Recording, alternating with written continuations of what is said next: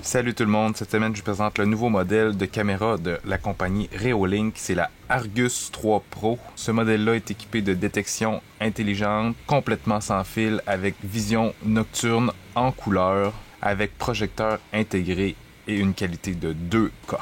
On regarde ça ensemble maintenant.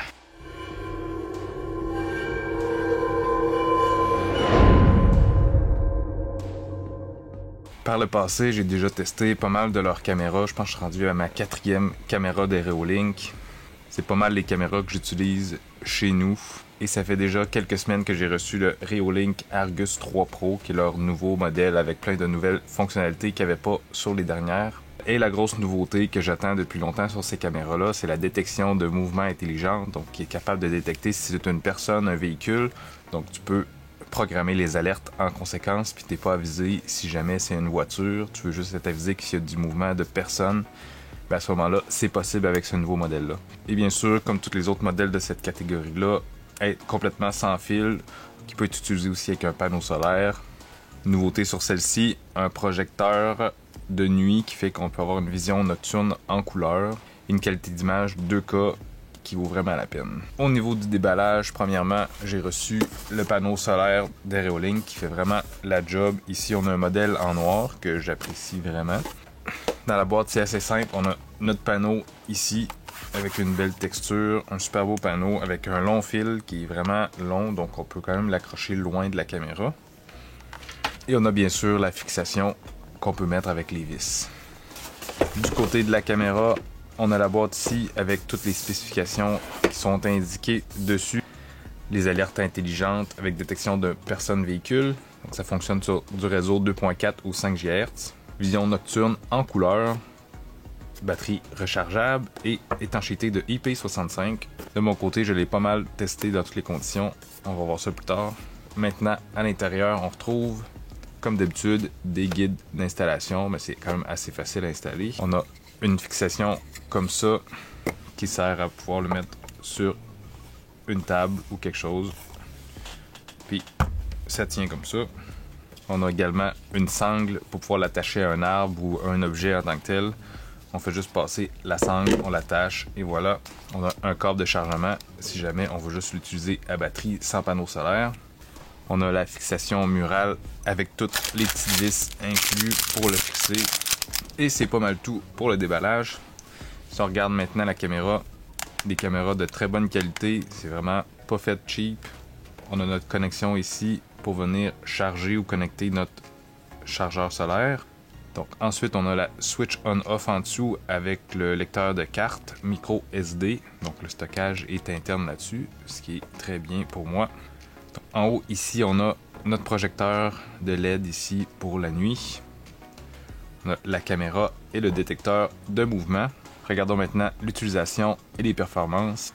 Pour qu'est-ce qui est de l'installation logicielle, c'est super facile. On va sur l'application Reolink, on ajoute une caméra, on choisit notre modèle. Il y a un petit code barre en arrière de la caméra qu'on vient scanner. On indique nos informations réseau et voilà, le tour est joué. La caméra se connecte au routeur. Veuillez patienter. La connexion au routeur a réussi.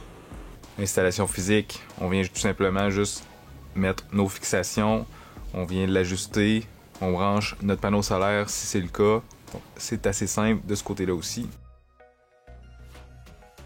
Si maintenant on parle de l'application, Reolink est pas mal la meilleure application que j'ai testée dans toutes les caméras que j'ai faites. Super simple à utiliser, super efficace. On peut voir toutes nos caméras si on en a plusieurs. Ensuite, on peut venir voir en temps réel qu'est-ce qui se passe sur nos caméras. On peut aller voir tous les enregistrements qui ont été faits. On peut accéder à toutes les configurations de la caméra. C'est là aussi qu'on va venir calibrer la sensibilité de notre caméra. Donc si on veut qu'il soit plus sensible ou non au mouvement, on peut venir activer certaines détections ou non, comme les véhicules, les personnes, activer les véhicules, désactiver les véhicules, activer les personnes, désactiver les personnes. Donc il y a plein de petits paramètres ici qu'on peut venir faire. Donc si on parle maintenant de la qualité de l'image, on peut venir mettre l'affichage à basse définition si on veut que ça soit plus rapide. On peut venir voir, après ça on peut venir changer par du haute définition. La qualité est vraiment super satisfaisante pour une caméra comme ça, d'extérieur, à batterie. C'est super bon. C'est super fluide. C'est très rare qu'il y ait des petits lags. Personnellement, j'en ai très rarement vu. Donc, on peut voir aussi la vision nocturne, qui est une bonne vision nocturne. On peut activer la vision nocturne noir et blanc standard aux couleurs. La couleur, c'est simplement que le projecteur va venir éclairer, donc ça devient en couleur. L'éclairage des LED est quand même assez puissante. Ça donne vraiment une image intéressante. Si jamais vous avez beaucoup de détection nocturne, ça vaut la peine de l'activer. La détection, super efficace. On peut voir dans les détections, s'il y a un signe de bonhomme, ça veut dire que c'est une personne. Un signe de véhicule, c'est un véhicule. On peut également activer une sirène pour pouvoir venir faire peur à quelqu'un.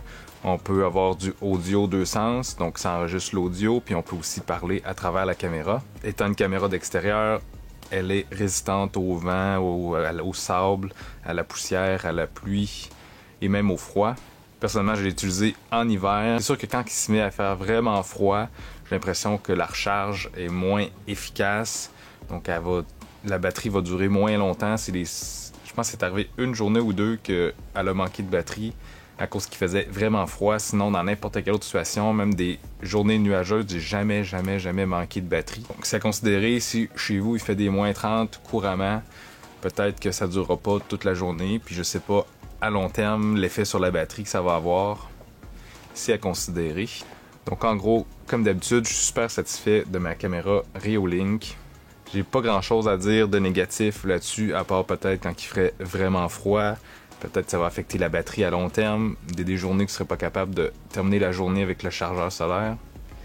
L'image est super intéressante, c'est super fiable. J'ai jamais manqué d'alerte. Toutes mes alertes sont là. Quand je veux consulter, je suis capable de consulter. La caméra est quand même loin de ma maison. Elle a tout le temps une connexion sans fil. Donc, de ce côté-là, j'ai aucun problème. Je vous la recommande. Comme d'habitude, je vais mettre tous les liens dans la description. Si vous n'êtes pas abonné et vous êtes intéressé à des gadgets technologiques comme des caméras, vous vous abonnez maintenant en appuyant sur le bouton s'abonner. Faites me faire la petite cloche pour être sûr de rien manquer. Puis sinon, on se voit la semaine prochaine.